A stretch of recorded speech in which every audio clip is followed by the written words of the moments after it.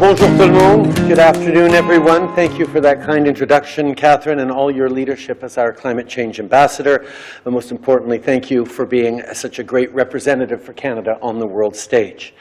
C'est vraiment un énorme plaisir pour moi de parler de comment on va bâtir un avenir plus durable aujourd'hui. Pour avoir cette discussion, je ne peux pas penser à une personne plus appropriée que ma chère amie Ursula von der Leyen, une vraie amie du Canada, une femme qui a depuis longtemps défendu des mesures robustes pour lutter contre les changements climatiques. Je suis ravi aussi qu'on assiste avec des partenaires du secteur privé qui sont ici pour partager leur expertise au sujet de la décarbonisation industrielle. Merci d'être ici aujourd'hui. But I want to start my remarks today a little bit differently. Normally, when we politicians talk about climate change, we speak in numbers and stats because we all know those numbers matter and the stats are alarming. But I want to put that to aside for a second, and I want to talk about people. A little over a month ago, I visited Jasper. Now, this would typically be a joyous occasion. For those not familiar with Canada, Jasper is one of the crown jewels of the Canadian Rockies. A picturesque town at the center of one of Canada's oldest national parks that holds a special place in the hearts of many Canadians, and especially Albertans. But the reason I was there was because a few short weeks before, a fast-moving, aggressive wildfire swept through the town, displacing hundreds of residents, destroying about a third of homes and businesses, and taking the life of one heroic firefighter. And this was a town where, over the past decade, more efforts have been put in to fire-smart and fireproof this community.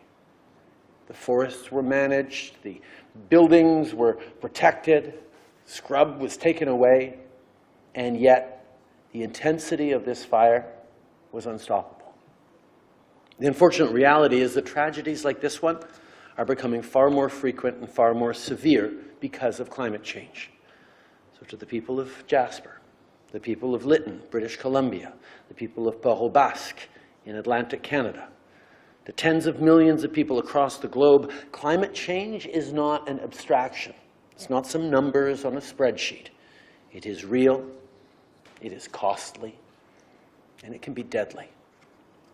So our only choice as responsible leaders is to take this threat seriously, to propose real solutions that meet the scale of the climate challenge, and to do so while ensuring that no one is left behind as we undergo the greatest economic transformation since the Industrial Revolution.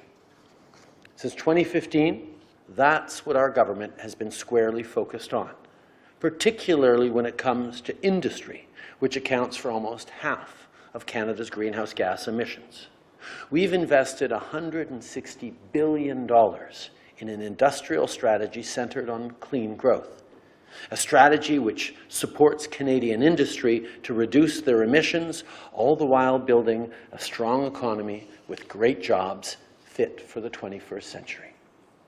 Shortly, we will become the first major fossil fuel producing nation to put a cap on emissions from oil and gas production, ensuring that the sector is doing its fair share to reduce its pollution, yes, but also compelling oil and gas companies to reinvest their record profits back into technology that drives down emissions and creates good jobs for Canadians.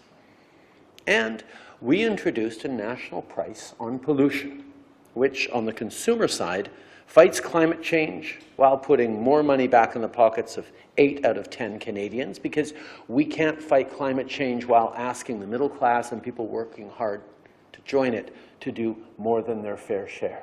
Affordability goes hand in hand with pricing pollution. That's the only way to win politically, and that's the only way to make sure it lasts.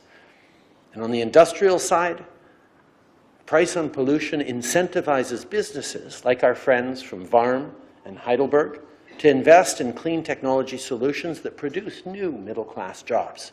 In fact, VARM is a perfect example of what we can accomplish with smart carbon pricing policy. Back in June, they signed a unique agreement called a carbon credit offtake with our government-created Canada Growth Fund. An agreement that, in essence, guarantees they receive a certain value for the credits they generate as part of our industrial carbon pricing trading system. Crucially, that gives them the certainty they need to proceed with their innovative project to turn municipal waste into energy, all while reducing emissions from the process with carbon capture. Now, friends, this is just one example of what industrial innovation for decarbonization looks like. I know there'll be a lot more this afternoon. Mais on sait que les changements climatiques ne s'arrêtent pas aux frontières. C'est un problème qui entraîne une responsabilité collective pour chacun d'entre nous et pour chaque État. C'est pour ça qu'il y a 7 ans, avec le Royaume-Uni, on a lancé l'Alliance énergisée au-delà du carbone, une alliance qui rassemble maintenant 182 membres, y compris 60 pays. Et c'est pour ça qu'on a lancé le défi mondial sur la tarification du carbone à la COP26 de Glasgow, the Global Carbon Pricing Challenge. On sait que la tarification du carbone est une des façons les plus efficaces de lutter contre les changements climatiques. Alors, on a donné à nos partenaires internationaux le défi de mettre en place un prix sur la pollution. Et on a créé un forum où on peut partager des idées qui permettent d'améliorer nos systèmes respectifs. Je suis fier de pouvoir dire qu'avec le Panama qui se joint à nous aujourd'hui, maintenant 15 partenaires se sont joints au défi, incluant l'Union européenne. We know there is always so much more to do. We're always learning and we're always listening. So I'm looking forward to hearing from our panel of business leaders who've seen firsthand how carbon pricing drives decarbonization. And I look forward to our ongoing work with international partners, foremost the EU, but also so many others, to continue to fight climate change for ourselves, for our kids, for future generations, and to deliver fairness for every generation. Merci beaucoup, mes chers amis.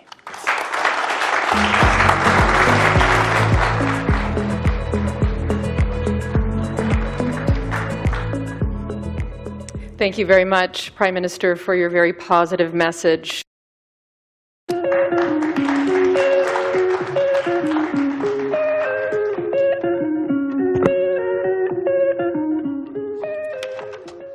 Ladies and gentlemen, dear Justin, it is a pleasure to host this event with you today. You said climate change is real, yes, and it can be deadly. And we know that climate change is basically greenhouse gas emissions, or CO2. And this is why we are discussing to put a price on carbon, because climate and nature cannot pay this price anymore. And I'm very glad that we're joining forces to give carbon pricing the push it deserves, and to discuss with industry how climate ambition and industrial innovation go hand in hand. Because only with industry can we build a prosperous future on a livable planet. And that is what we are working for in the European Union. In the past year, we have engaged in a series of, we call it clean transition roundtables, with different sectors of our economy. And we all are very clear that we want to be climate neutral by 2050. But what we discuss is how decarbonization and competitiveness can go hand in hand. So what is it what you need to reach that goal of climate neutrality? And based on this dialogue, I will put forward a new clean industrial deal to complement the European Green Deal. Now, such a clean transition dialogue, I think, is also needed at global level. And therefore, I want to thank the CEOs from different continents for joining us today. I want to focus today in particular on carbon pricing. First of all, how it works in Europe. Secondly, why it should be part of our global agenda. And the third element is food for thought, how we can further extend it to nature credits. Let me start with how it works in Europe. By now, carbon pricing is well established in the European Union. It is almost 20 years since we could prove that carbon pricing is a market-based instrument that works to decrease emissions and increase the GDP. Carbon pricing also, of course, generates revenues. Over 200 point, the global dimension. Just imagine if more countries put a price on countries who want to develop carbon pricing. We're working in a spirit of partnership with other partners, and this all builds on 35 new agreements that we have concluded in the past 5 years in this dialogue on clean tech, on hydrogen, and on critical raw materials. You can get rich by taking fossil fuels out of the ground, but you'll certainly not get rich by putting carbon back into the ground.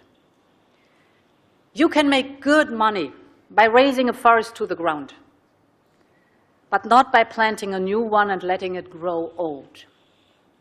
And we know that climate change, the loss of biodiversity, and the loss of nature are intertwined.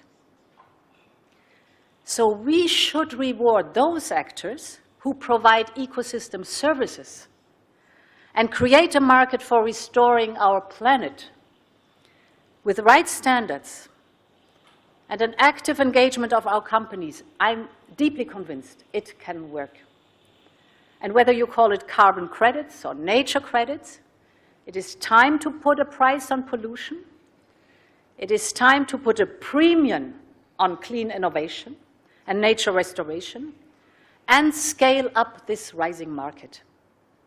So let us work together with these new business models that are good for the planet and good for our prosperity. I thank you for your attention. Thank you very much.